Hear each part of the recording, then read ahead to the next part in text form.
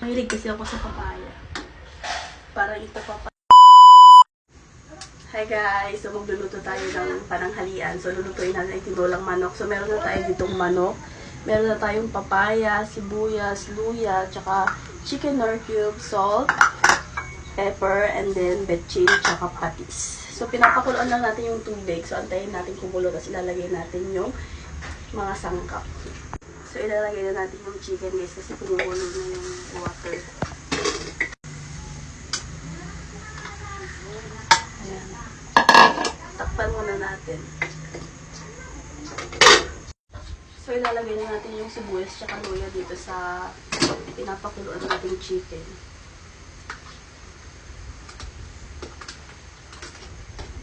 Tapos takpan ulit natin.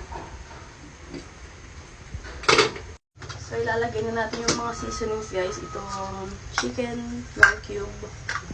Ayan. Tsaka yung asin, pampalasa. Tsaka itong dinurog na paminta at betchin. Titikman natin mamaya kung okay na siya. Kung hindi pa, tatamplahin natin. So, ilalagay na natin yung papaya, guys. Kasi okay na yung banok. Malambot na siya. So, ilalagay na natin itong papaya. Ay!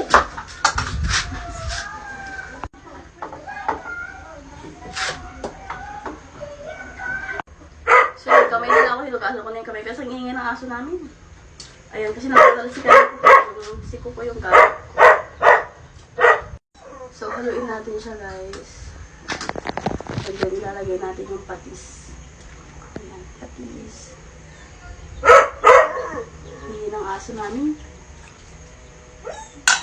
Yung natin, tapos takpan ulit natin. Para kumulo yung papaya. Pag okay na yung papaya, okay na siya. Tikman natin kung okay na yung luto.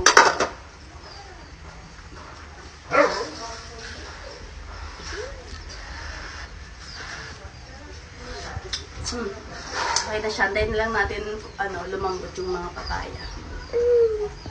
Guys, luto na siya. So, kukuha na tayo ng titik. Ulamin natin. Titikman natin.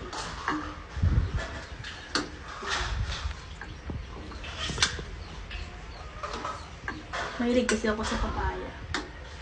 Parang ito papaya. Tinulang papaya to. Mas madami yung papaya kaysa sa chicken.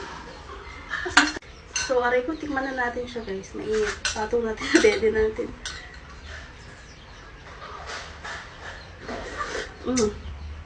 Yung, chicken. Yun